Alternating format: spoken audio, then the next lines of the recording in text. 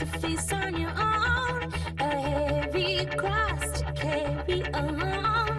The lights Sauf que ce week-end, il y avait du derby dans l'air, comme on dit. Exactement. Enfin, Et il y alors avait deux belles affiches de football hier soir. Il y avait ce fameux derby du Rhône entre Saint-Etienne et Lyon. Alors ça a été chaud comme d'habitude.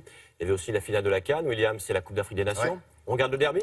Allez, les images, c'est parti. Avec, regardez d'abord ce peuple vert, le chaudron de Geoffroy Guichard qui est en fusion après un derby dominé évidemment par Saint-Etienne hier soir. Ça a duré de longues minutes et c'est aussi ça le foot. C'est cette communion, c'est sympa. Alors, tant que c'est comme ça va. Exactement, regardez le derby donc entre Saint-Etienne et Lyon, derby tendu avec cette faute de défense et puis Oula. des verres intenables et ce but très vite de Monet Paquet, on joue la 9e minute. Ce but qui fait exploser à nouveau le stade. Vous avez vu cette marée verte qui descend? C'est beau, hein? Ouais. Alors Saint-Etienne survolté qui inscrit un deuxième but dans la foulée. On joue cette fois la 22e minute, ça fait 2-0, Lyon est KO, évidemment le match est plié. Il y aura 2 Lyonnais expulsés quand même dans ce match. Hier soir, Saint-Etienne a remporté son 3e derby à domicile et ce matin, les Verts sont 6e, Lyon 5e. Et ils sont contents. Allez, du football toujours avec la finale de la CAN. Ouais. Regardez-les, la Coupe d'Afrique des Nations, un 5e trophée pour ces Camerounais, ça vaut bien un petit bisou, voire 2 bisous. Le Cameroun qui a pourtant été mené par l'Égypte dans ce match après ce but d'El Neni. On joue à ce moment-là la 22e minute.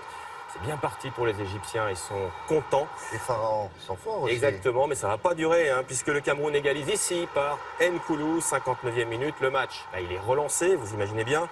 La dynamique, elle a changé de camp, la preuve, avec ce but splendide signé Aboubacar. Le voici. Oh là là. Il est beau celui-là, hein, et je vous le remonte pour le plaisir. Le Cameroun qui est donc champion d'Afrique, et c'est un titre qui intervient 15 ans après son dernier titre. Et du coup, il le fête. Bon, ça c'est pour le foot. Qu'est-ce qu'on a d'autre? Eh ben, du tennis, avec une belle performance pour une Française. Hier, elle s'appelle Kiki dans le tennis, c'est son surnom. Kiki, parce que Kristina Mladenovic, elle a remporté son premier gros titre hier. Regardez, c'était en Russie. La rage de cette Kiki Mladenovic qui a souffert hier à Saint-Pétersbourg pour remporter sa plus belle victoire sur le circuit, donc cette jolie coupe. À 23 ans, la Française, elle a battu la Kazakh Putintseva, mais il lui a fallu quand même 3-7 et puis surmonter aussi son stress, hein, parce qu'elle l'a emporté, William, après 5 balles de match. Et pour gagner au tennis, vous le savez, il ne faut pas trembler. La preuve avec ce smash. Le voici. Ouais. Allez, la rage aussi de cet homme, vous le connaissez, hein, c'est Renaud Lavillenie. Alors il est en meeting chez lui à Clermont-Ferrand parce qu'hier, il a la rage parce que rien n'a fonctionné pour lui. Il a juste pu sauter cette barre à 5,71. Évidemment, c'est loin, c'est très très loin des 6,14. C'est son record en salle, 6,14. Et le vainqueur, c'est lui, c'est le Canadien Sean Barber, auteur d'un saut à 5,83. Lavillenie qui termine seulement 6e. Petite déception. C'est toujours le même rival, non? C'est le rival canadien, c'est le Brésilien qui avait gagné au JO à Rio. Allez, dernière image de rugby pour vous dire que le Pays de Galles est en tête destination ce matin après sa large victoire sur l'Italie. Voici le 3e essai gallois. Le Pays de Galles vainqueur 33-7.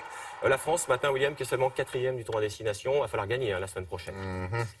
Et ça se passe où la semaine prochaine? La France ici, non? C'est la France à domicile, pour son 2e match dans le tournoi destination. Et on termine avec? Le Super Bowl, évidemment. Sophie en parlait tout à l'heure dans le journal. La finale qui a été suivie quand même par plus de 100 millions de téléspectateurs américains. Ça fait rêver, 100 millions de téléspectateurs.